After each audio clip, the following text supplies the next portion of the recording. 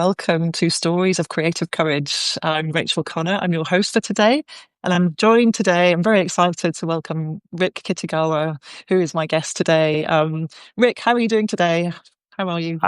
I am doing well. Excited to be here. Thank you so much for having Good. me. Oh, you're welcome. It's a pleasure. Remind us where you are today. Where are you coming from? I'm calling in from Pasadena, California, so west coast of the U.S. Yeah, wonderful. So yeah, bit of a time lapse here. There's like an 8 hour time gap between where I am and where you are, which makes me very grateful for the technology that allows us to do this and have this conversation live. So yeah, wonderful to have you with us. Well, I want to introduce you properly in a while for people who are coming on. But first of all, just to say, welcome to everybody. Welcome to Stories of Creative Courage. The reason for starting this series is that I know from myself in my own creative endeavors and also from the people that I work with and coach and support that actually it takes a lot of courage to really fully express yourself fully and to express yourself authentically. And so I keep finding that, it's fear that often gets in the way of that full expression and that full potential that we're all capable of. And I'm really fascinated by fear and how it shows up for people and how we tackle it, how we deal with it, just how it can really psychologically kind of provide obstacles to us really expressing ourselves fully. So, as always with these things, there's power in togetherness and sharing stories and being very honest about what holds us up, what holds us back, and also support for each other in terms of how do we approach this? What are the conversations that we need to be having around it?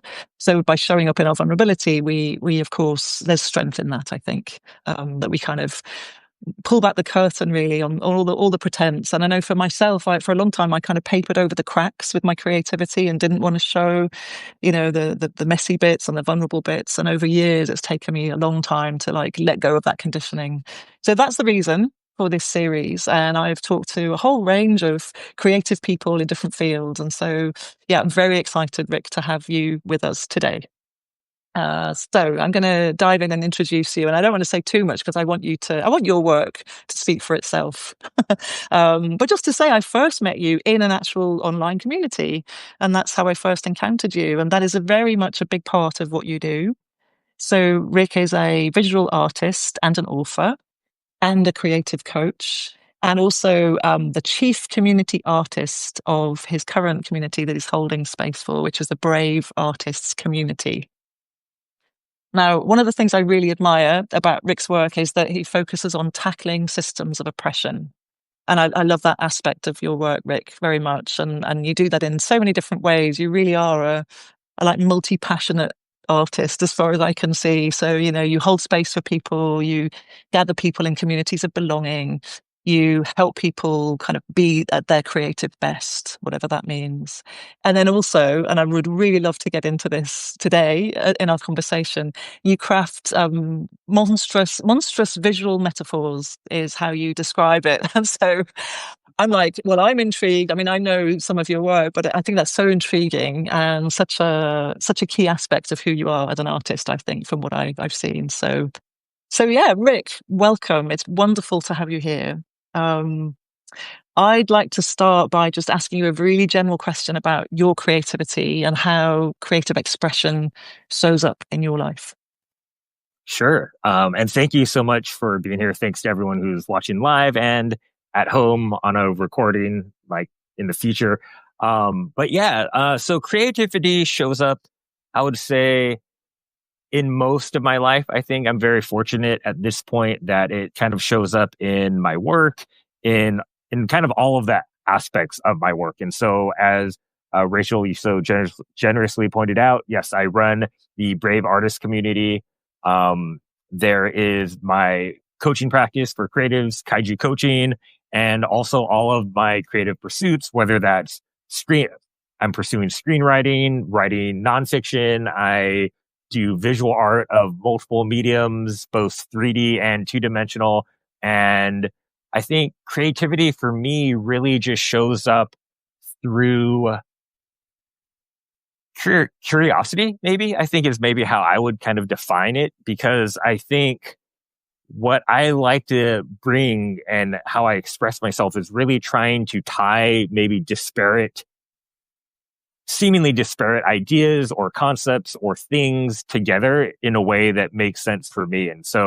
And feedback I've gotten throughout most of my life is that maybe one of my superpowers is it was teaching. I have a background. I taught at academy for about 6 years.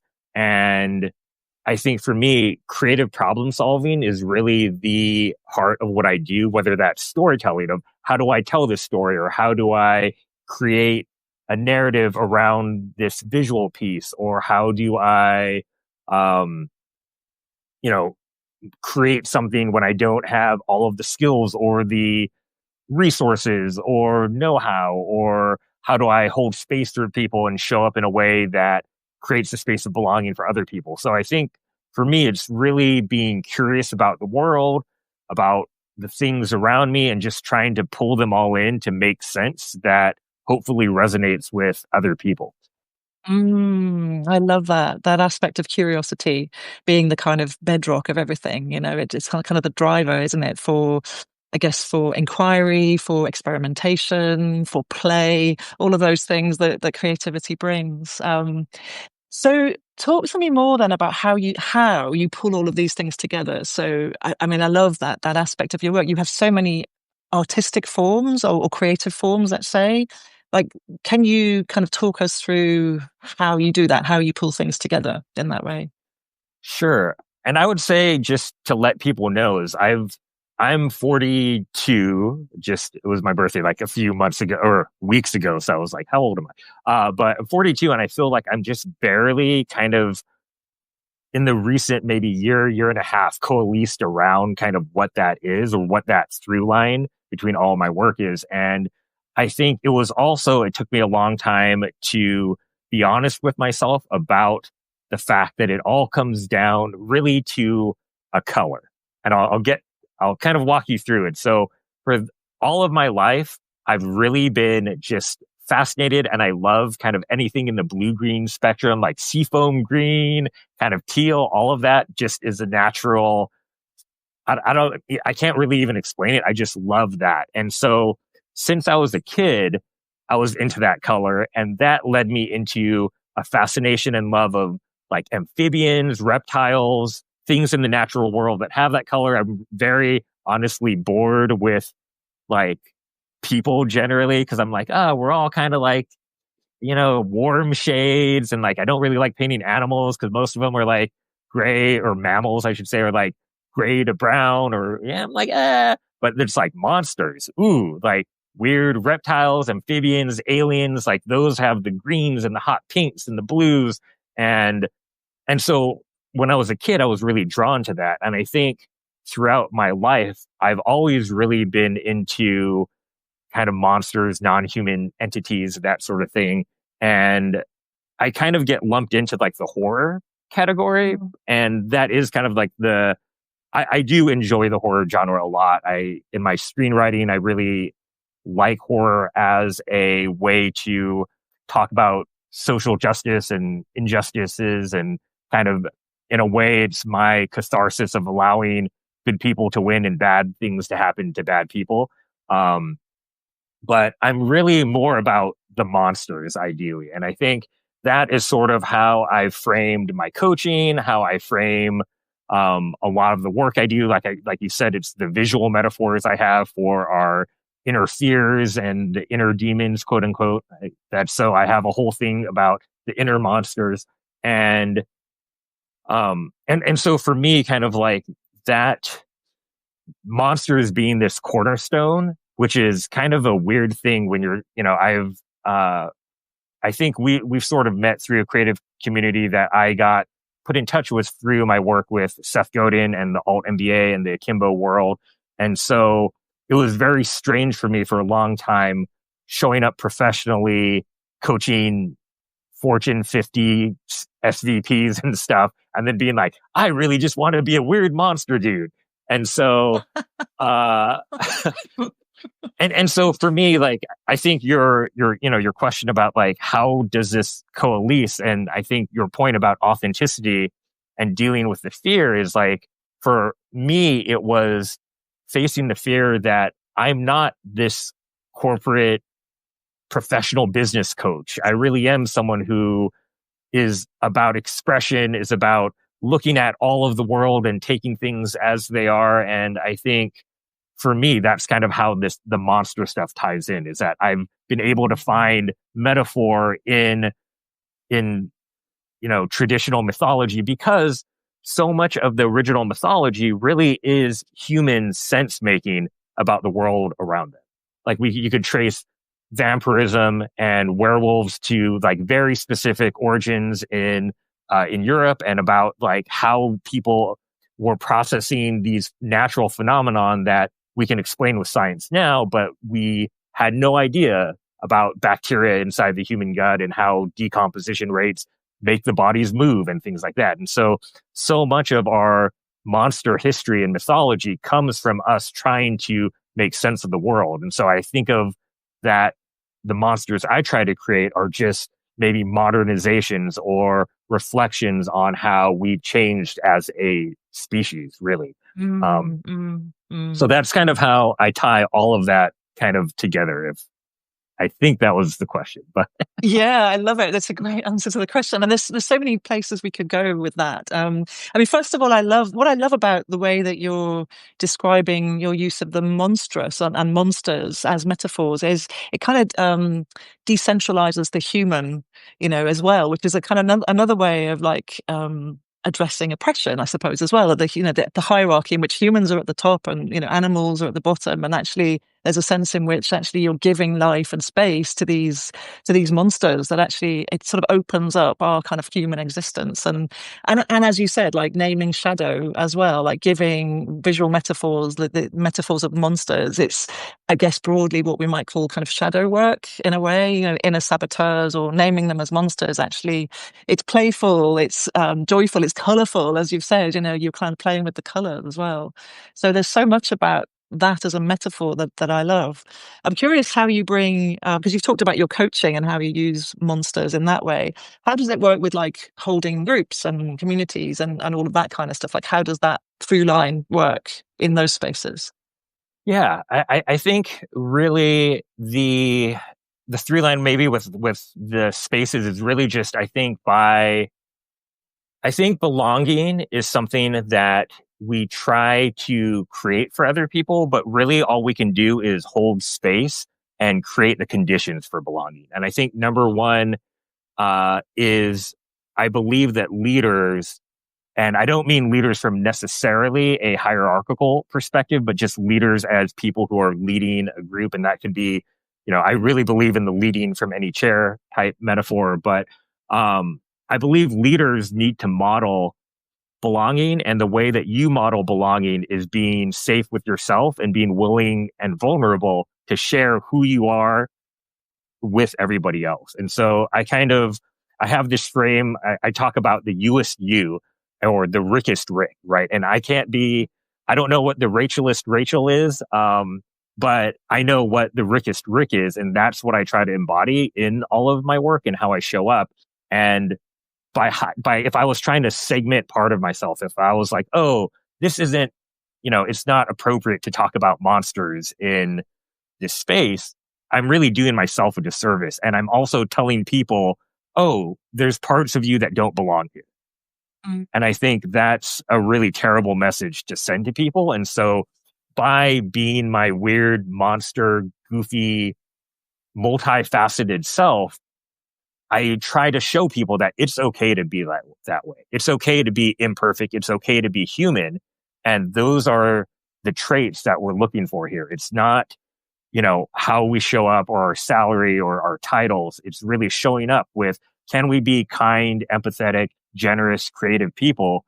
And really, most people are that. Like, I know there's a lot of, I live in the United States. There's a lot of people in the world who seemingly are not kind, generous, or empathetic. But I honestly believe that if you can't access those things, it's usually because there's a trauma, there's a fear, there's some negative force where you're not happy with yourself. And so you're only way of expression is that lashing out with the bigotry and hatred and othering. And so I think if you create the spaces where people can show up as their full selves without being judged, then suddenly you see a lot of those walls starting, they start to break down. And not right away, obviously, but I think um, that's really all I can do is hold spaces and make boundaries for people that they can feel safe showing up as their full selves. And to me, that's kind of what building spaces of belonging really are. Yeah, thank you. That's fascinating. Um, for those of you who are just joining us, welcome to Stories of Creative Courage. I'm here with Rick Kitagawa, and we're talking about creativity and how it shows up and what gets in the way, which we'll kind of move to in a moment. But what I love, Rick, in what you're saying is like, in order for you to hold space and create those spaces of belonging, you need to have the courage and the bravery to be the Rickest Rick, and you need to have done the work on yourself to be able to hold those, parts of yourself, the more monstrous parts, if you like, quote unquote, so that you can fully bring yourself wholly to the work that you're doing in order to hold space for other people. And so I think and so that kind of segues into where we're going next, I think, with this conversation, where I'd like us to go, which is about courage. You lead a community called the Brave Artist Community. The clue is in the title there, and that's one of the reasons why I wanted to get you on this series to talk about courage in relation to creativity. So I guess I'm really curious, in your experience and also with those you work with, like, what does get in the way? What is in the way? What requires courage to step up? Um, Honestly, it's everything. Everything gets in the way. I mean, I think fear, imposter syndrome, or the imposter monster, as I call it. But for me, really, it's also perfectionism. And I think that stems from my background being, labeled a gifted child in school, where it was sort of expected for me to be valedictorian and to, go to a prestigious 4-year university, kind of right out of high school. Um, and, uh, and also I think what I call the skill taste gap, which is kind of based off of Ira Glass's famous speech about how everyone has killer taste, but it's just that your skill can't match up with that, especially in the Mm, beginning. So mm, that mm, pain of that gap prevents so mm, many people from continuing on. And I 100% agree. And even now, like I went to art school. I'm traditionally trained in painting and printmaking, and I still am often very, very unhappy with my work. And it's, uh, yeah, it's that unhappiness of like, oh, what is this? What am I saying? Like, is this even that good? Like, this other person's better. There's comparison. There's time, right? Like, as a adult, not in art school, I don't get to spend 40 hours per piece anymore. Now it's like, oh, can I get 10 minutes here and there? Um, and so I think like all of those get in the way. And I think that fear, like when you mentioned the brave artist, we called it that because we think that every artist is brave, because we're all dealing with so much fear, doubt, uncertainty, comparison, perfectionism, constraints, and all of that is part of the creative process. And it's really about, just by doing it, just by creating, you are showing courage and you are being mm, brave. And it doesn't have to be good. You don't have to share it. Just, I think even bringing something from your mind out into the real world is so brave. And it's not that the fear ever goes away. It's that that's the nature of courage, is that you're doing it despite the fear. Because if it wasn't scary, you're not brave, right? yeah, Like yeah, you're, exactly, exactly. you just Yeah. don't have any sense of self-preservation, right? It just becomes, like someone who's like, oh, I'm going to go jump off a cliff. And you're like, that's like, maybe that's, you have fear, but at a certain point, they're just like, this is just what I do. Woo. And then Mm, that mm, really takes away the courage in some ways. And not to downplay people doing amazing things, but I think really, if my kind of take on it is that if you aren't scared, you're not in a place of growth or potential.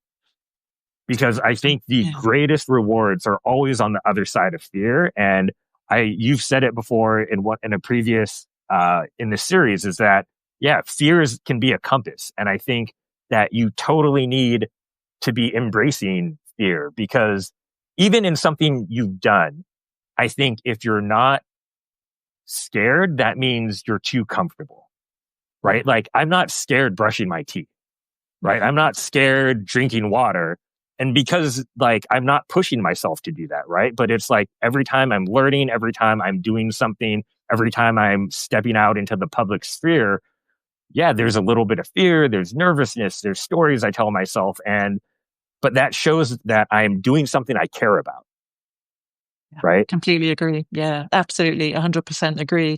And it's a fine balance, isn't it, between finding that edge where you're prepared to be with the discomfort because it's pointing you towards something that's bigger, more expansive than who you are. You know, there's something important that you have to transmit. Otherwise, you wouldn't be scared. The stakes are kind of high in in that sense. So we have a choice to kind of go to that edge. But if we kind of push too much, then it becomes too terrifying, and then we shut down, and then there's the freeze. And so I completely agree. It's this kind of like tightrope walk almost between, you know, comfort and risk the whole time. And being able to attune to that is not always easy, I don't think, in the realm of creativity. So, you know, in my work, I talk to people who've maybe gone too far, and they've kind of traumatized themselves literally because they've tried to express, and, you know, they've been criticized or whatever. And then there's the shutdown. Equally, there are the people who need to be coaxed into perhaps that place of more resistance, and you know, where can you meet the edge? So it's a kind of fine balance, I think. And I love what you say too about the gap, that kind of, it's painful, isn't it? That gap between, here I am creating from this place, I'm producing this, but actually what I want to be producing is over there, you know, and the pain and the suffering that comes from that gap. It's that I'm not good enough because I've not produced that thing.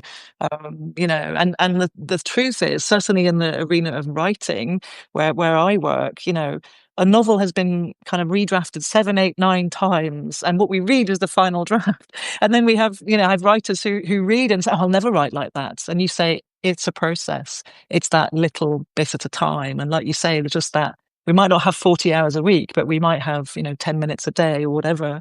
And so just breaking it down and recognizing and acknowledging that it is a process, keeping in mind the end goal, that kind of North Star, but not letting it become too overwhelming and too much that we then give up and don't try at all. So yeah, I completely agree with that. That really chimes for me, I think. Yeah. Yeah. Can I So jump in? Or of course, yeah, go ahead. Go yeah, for it. just Yeah. one more thing I wanted to say about kind of like the breaking it down too is I think it's keeping in mind that just because you've like shared something with the world doesn't mean it's the final product too. Like, even a novel you could rewrite after publication, right? Like, you could Yeah. turn it into something else, or and I think for me that's been what's really helpful, is that, like, oh, like I earlier this year I had a crowdfunding campaign for a tabletop game that my first tabletop game I've ever designed. It's a little card deck that's about monsters and cults and stuff. But for me, it's kind of like, oh yeah, like, that doesn't have to be the be all end all. Like, I can then republish version 2, right? There's like multiple editions of a game that it gets better. And so really, I think there's often that theory that we need to be that breakout overnight success, but that almost never happens. What becomes the overnight success is the version that's been iterated over usually years and years and years. And then there reaches some tipping point or something that is totally outside of our control, usually. And that's what kind of propels us to, where we might want to be. That makes sense. Yeah, exactly. It does make sense. Yeah. And I love that because, you know, there are infinite possibilities in that. We don't have to have the one fixed final product, you know. a novel can become a screenplay, just in that kind of more formal sense of adaptation. But it's like, it's almost like there is no end in a way. And often, I don't know how it is in your field, but in my field with writers, I find that people often are really continuing to explore the same stories over and over again, just told in different ways. So it's almost like there is no end point in a way. It's like the possibilities are infinite. And the more we approach with curiosity, which is to kind of to your point earlier, then we can kind of say, okay, how can I use this story this way, or what can I do with this product now? And yeah, revising as we go. I remember reading, doing readings from a published novel that I'd written, and revising it as I read, and saying, oh no, this is this is a better sentence if I say it this way. It's like, oh damn, the words are fixed on the page for sure, but in terms of like verbally delivering it, reading it, it's like, well, I can do what I like with it. I'm the author. um, so yeah, finding some like freedom and flexibility in that, I think, is very liberating, and creates space around this whole thing of creativity as well. Um, I wonder, Rick, if you had a particular example or a story for us about a time when you've stepped up into bravery, perhaps the most, like, in terms of visibility or authenticity, whatever that means to you, like stepping up to really be brave. Sure. I think a there used to be a annual for fantasy art called Spectrum Fantastic Arts. And I remember that the this was the kind of epitome of what I wanted to do. So I got into visual art originally wanting to be a Magic the Gathering artist. It's like a collectible trading card game. And it's a very well-known kind of fantasy artwork kind of thing. And I, I was still in art school, or I had just graduated, and my wife and I, who she is also a visual artist, we had applied for the first live event. And so it would have an art expo, and we had just started vending at like the San Francisco Zine Fest and the Alternative Press Expo, also unfortunately not an event anymore, but we were just starting out kind of at like the vending thing. Now I vend about at conventions and things like that, probably about 8 to 10 times a year. But this was like very early on. Yeah, very, very early on, lots of fear. And we were flying and doing our first show out even of our like metro area in the San Francisco Bay Area. And so we show up and I don't even know how we got in, but we showed up, they let us in, we paid our money, we flew out there with a large suitcase full of IKEA hat racks, because that's what we were using for displays at the time.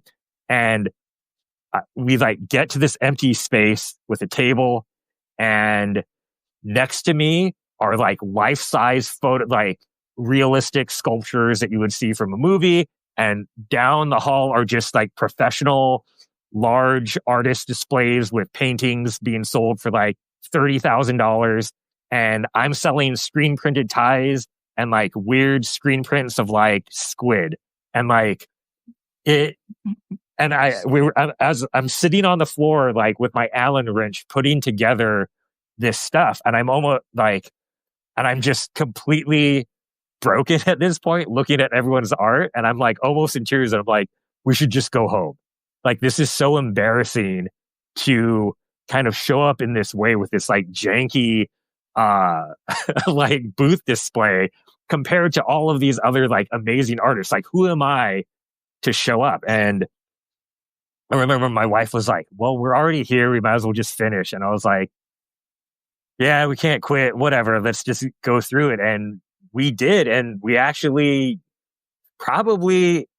we sold more than a lot of other people at the event, because to be fair, it wasn't really highly attended. But what that allowed us to do is we got to then go sit in the panels, and we would take turns watching the booth, and we learned so much and got to meet like these amazing artists that we had looked up to, who were like very well established in their career, and we were still in art school.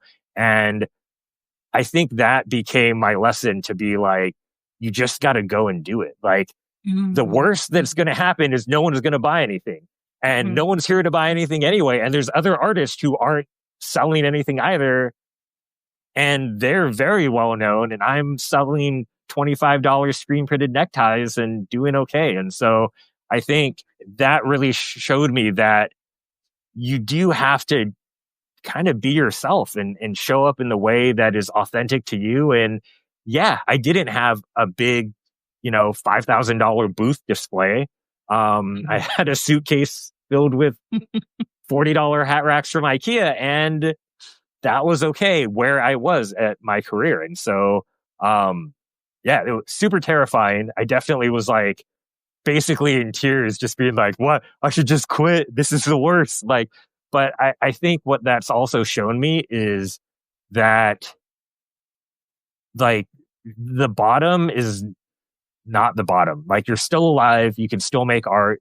You still have opportunities. Like showing, I think I try in some ways, I'm very okay with being embarrassed now because of things like that, is where you try and you don't succeed and you fail, and then you look around and you're like, actually nobody cares but me. Exactly So that. Yeah, yeah. exactly that. I love that story so much because, it really kind of illustrates like, well, it questions like metrics of success. Like, what does success mean? Like for me, I wonder like whether you hadn't had that experience, whether you might have not had that same kind of early experience of like, this is me, this is who I am as an artist, this is how I'm showing up. That kind of being an artist, being who you are in that space, and then going to all the kind of talks and meeting other artists who are kind of ahead of their career, like that's success. By showing up and being in the space, that's success as far as I can see, so it really kind of questions that. um I don't know, we often, or our culture, should we say, equates success with output and metrics like how many pieces I sold and how much I made, and yet actually it's like that was an amazing opportunity to show up and be in the discomfort of the comparison and kind of really judging yourself, and yet to have had a kind of positive experience from that is fantastic. Yeah, thank you for sharing that story. I love it. um and it makes sense of what you were saying earlier about that in a sense what you're talking about is essence. You were able to show up in your essence as yourself. This is me, this is Rick, being the Rickest Rick, and doing what I do and learning from it. So I love that. um I'm really kind of keen on this idea of essence and how it relates to creativity, because I think that's the place that we create from. And the monsters that you were talking about are the things that kind of get in the way, and they're the filters between showing up in our full essence of who we are and able to create and express from that place, and, not really doing the work, or kind of creating in a place of fear. So I'm curious. It can be quite a nebulous thing to talk about essence, but I wonder, like, what your take on it is, and what you would say about essence and creativity, and how that works for you. Yeah, I think for me, essence really comes down to presence, maybe, of Mm. being present Okay. in the moment, because I think that is where, people talk about flow or time dilation too, is I think is when you're really present in the moment, you're not really aware of how time is passing. And I think for me, that's when I feel I'm maybe the most me, or I'm being able to show up, is when I'm fully here and I'm not worried about what people are thinking, or putting on a specific show, or like, oh, what do people think of my art, or what, any of that, when you can just be here in the moment and painting, writing, having a conversation, dancing, whatever your individual form of creativity is in that moment. I think when you're truly there and not time traveling, thinking about the day, thinking about what's coming next, and you're in that moment, I really think like that's where your truest self, or your essence, or your USU, whatever you want to call it, like I think that's where it lies. And that's where, where we create from, and where we create honest work from. Yeah, Because honest work. Yeah, yeah, absolutely. I Yeah, think it's yeah, it's yeah. easy to create work, but it's hard to create that meaningful, deep, honest work. But I think that comes out when you're just wrapped up in the creation and you're not thinking about all of the, oh, is this going to sell? Like, oh, maybe, like, oh, I need to varnish this. How much your frame is going to like, or like, oh, who's going to read this? Right. Like whatever Yeah. your medium is, I think when you're just there in the moment doing it, that's when you can be your truest self and find that essence of who you are. Yeah, I love that. There's a kind of timelessness about it, the way that you're describing it. We're kind of in that timeless space where time, doesn't count. It's almost like we're sort of, I don't know, sometimes it's like I have had those moments too. And sometimes it feels like I just want to capture them and bottle them and experience it all the time. And they're all too fleeting, those moments, and in a way, it's a practice for me anyway. I feel like to stay present and to kind of stay rooted and grounded and to not worry about all of the fears coming in, all of the critical voices or the imposter syndrome or whatever it is. So it's almost like I feel in those moments like out of time, and connected to something much bigger than me as well. That it's almost like there's something greater, that I'm connected to and in service to something else as well, I guess. So yeah, I love that. Um, and possibility as well. I think if we can be in that presence, that space of presence, then we're more open to possibility. For me, it's like an open vista. Like there are numerous possibilities of things I could create or ways I could express myself. And I think that's for me how essence shows up. In the field of creativity. Anyway, yeah, I love that. Love that. Yeah. So, Rick, I could talk to you all day. I really could, and I think there's more to say. Maybe at some other point about bravery and your community and holding spaces for people to be brave, because I feel like that's something that we both do in our professional lives. But for now, how do we find out more about you? Where do we go to see your work? Like, tell us more about how we can access your work and find out more about you. Totally. Well, I am here on Substack as well. I believe it's just Rick Kitagawa, my full name, at Substack. And I have multiple publications. So if you're really just interested in the creative practice stuff, there's The Brave Artist has a publication. I also have Monster Town, which is where I'm kind of diving more into the metaphors and more kind of my personal stories. And then I also have, I think, just Monsters, maybe, which is more of my visual art, kind of like this is what I'm doing any given time, or like I'm having this event or things like that. But the easiest way to find all of my stuff, so you can find my coaching practice, I stream on Twitch, digital painting. I have my art shop, my Substack links, my social media handles. I also run a podcast for DesignerCon called Origins, A Creative Journey, where we interview artists about how they got started and kind of their origin story, because me and my co-host both really hate most interviews with a lot of artists later in their careers when they're like, yeah, and then I just did this and now I'm famous. And it's kind of like, whoa, whoa, whoa, whoa, whoa, whoa. You just condensed like 20 years of hard work. Let's go back and like tell me more about this part, and like how was this hard and how did you get over that? So that's our bi-monthly podcast. And yeah, The Brave Artist, you can read my screenplay. I don't know, like kaiju coaching. Everything is just at rickkitagawa.com/links. And so that's literally just a page of all of the random stuff I do, in any way, shape, or form. You can, if I've done it, you probably can find it there. That's amazing. Well, first of all, I'll put links in the show notes so people can find you. Those people who are watching this recording back and aren't live with us, and also for those who are here as well and want to find you. So many things, so many things. I mean, there are so many things. There are even more things in there that I didn't know about. Podcasts and this and that and live streaming your art. Is that what you do? So you're actually creating live and people come in, drop in and can watch and stuff. Yep. Wow. Mm-hmm. Yeah, Yeah. amazing. That's fantastic. I love that. So before we finish, Rick, let us know, what's next for you. Like, what's your next development going to be? If you can tell us that, if you're happy to share. Yeah, happy to share. I mean, I think I am Okay, where should we start? I guess in terms of the art realm, I am just gearing up because I do monster art. Kind of like the fall season becomes kind of a big time of the year for me around Halloween. So I'm gearing up for a bunch of different shows, kind of usually in the Los Angeles, Southern California area.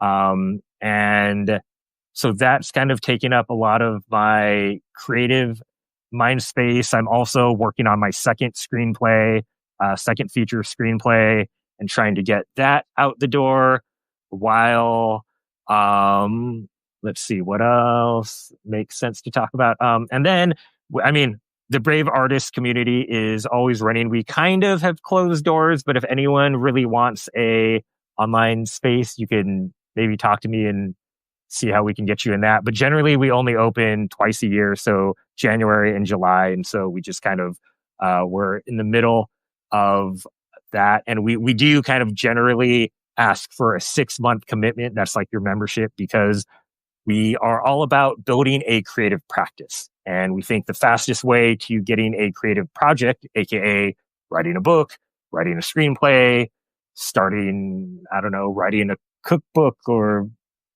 I don't know, whatever. It's building a practice where you're doing it a little bit consistently every week.